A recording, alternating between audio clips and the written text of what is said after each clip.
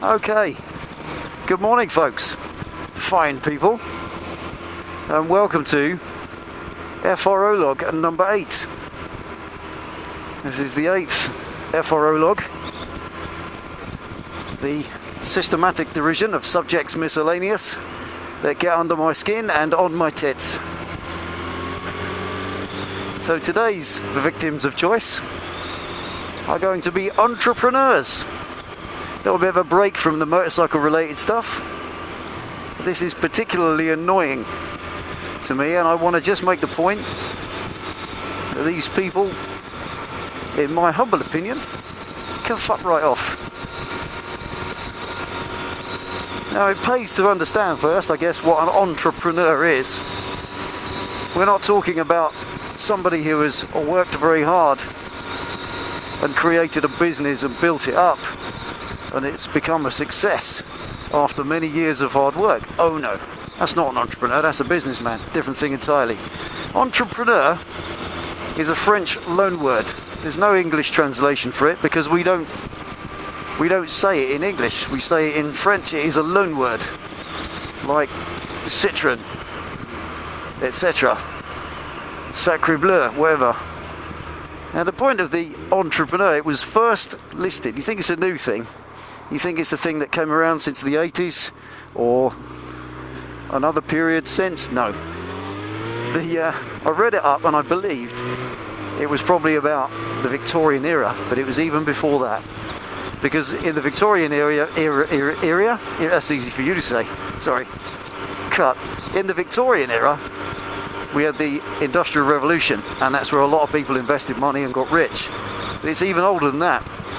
It's first listed, or it first appeared in a French Dictionary of Commerce in 1723, which is quite a long time ago now. It's kind of cowboys and Indians time.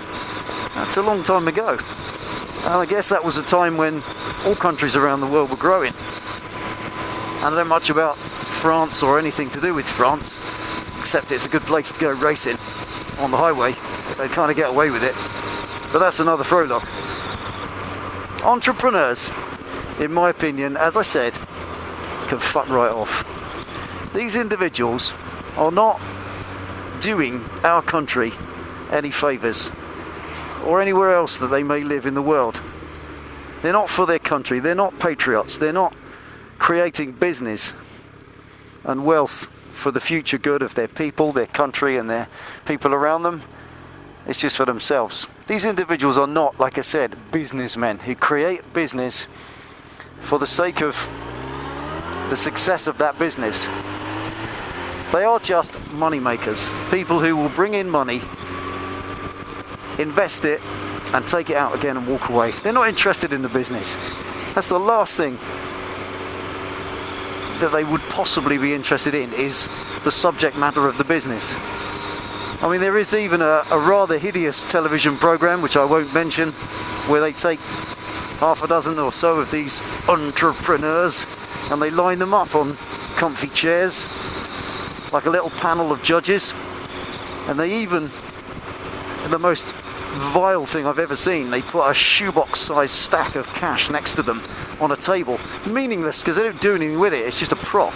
It's probably not even real cash, but it's just disgusting to see it. And they sit there and judge individuals who walk in. I'm sure you know the program, obviously I will not mention it, but they sit there and judge. These clever people come in with their inventions and their ideas and businesses that they've set up and sold their ass to the devil for, tried their hardest to make work, but they just can't get forward because they just don't have the investment money. And these people sit back and glance at each other and then decide the future or the fate of this poor hard-working person. And they take their idea, they invest all their millions, and they make a bit of cash, and then they walk away and they take their cash with them. It's odd really, because you think that that would be a good thing, but when you look at it the way I do, I don't see it as a good thing at all. They're not doing it for the individual. Yeah, the individual benefits, they do take a piece of the cherry, but not the piece they should take. It's their idea. They often end up selling over half their business and their ideas to this person And these people, like I said, they don't want anything to do with the business. It's of no interest. One in particular has just stood up and rescued a very large camera shop chain. Again, I won't mention names on these things, but a particularly well-known and rather excellent camera shop went to the wall recently. Hundreds of shops over the country, I believe, thousands of jobs. A real tragedy. Victim of the recession. And up pops one of these people from the said program, and has now apparently invested some of his money bags in this said dead business and put them back on the rails, but not all of it and not as it was. No, he's just saved a little bit of it. A fraction of the original shops are going to remain open, and what are they going to be selling? Will they sell the stuff they sold before? No, they're going to be selling the cheap ass end of the market. So you could say, well, he stepped in and he's helped out and he saved jobs and he's a hero. No, he isn't. Not in my opinion, because if you just time it a different way, just look upon this. What's going on there? If you just look upon it in a different time frame, imagine if this particular individual, and he could be anyone, had stepped in and bought the said company before it went broke, shut down 4/5 of it, sacked 4/5 of the people, got rid of all the nice cool stock and just started selling the rubbish and the cheap stuff. Would have all called him a bastard. But no, he just had to wait, didn't he? Until they went pop of their own accord. And then he could step in and he's a hero. So what gets me, these people make money. And they make good names for themselves when they're only in it for themselves. They take other people's ideas. They are truly unheroic little money counters. They don't invest themselves in anything. I mean, this individual I'm just talking about with a camera shop, 5 minutes ago he was investing in curry sauce. I'm sure you know the story. It shows my point. They don't care what it is. And I suppose these people may have got busy and rich one day by doing one thing, but they've moved on and now it's all about just the money. When we look at the definition of entrepreneur in the French dictionary, it is somebody who buys something with an uncertain future price. They risk take, that's what they are. And I guess if business is going to succeed, it needs risk takers. Well, I kind of disagree a bit, because I think hard work is another way to make a business succeed. Loyalty to the customer, loyalty to the brand. And if you don't believe that's true, then just take a sniff at Harley Davidson. I don't think I need to say any more. Arguably the most successful vehicle company on the planet. Probably next to Ford.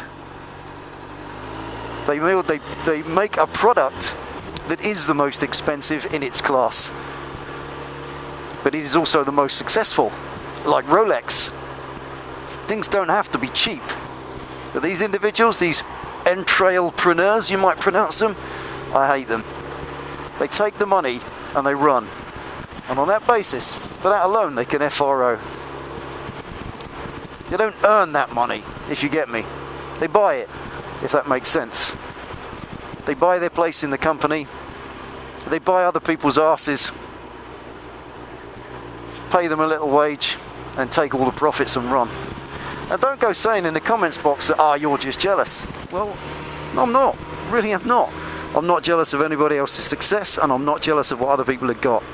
I'm satisfied with my life, and I don't care if I haven't got a Porsche, I haven't got a boat. I've got a fantastic wife, I've got some amazing friends, and I've got my health. The rest is irrelevant. These people just go and pursue money for the sake of having money, and nothing more. I can't get them. I don't understand what drives them. I really don't, apart from the greedy, vile and disgusting pursuit of money. There has to be more to life. They really have one focus only, which I think is a shame. And that brings you to the second point here. There is another and slightly more sinister issue, and that is that if you consider what they're doing for our economies, our joint economies, Britain, America, Australia, New Zealand, Germany, all of the bigger, more successful countries in the world. Oops, close.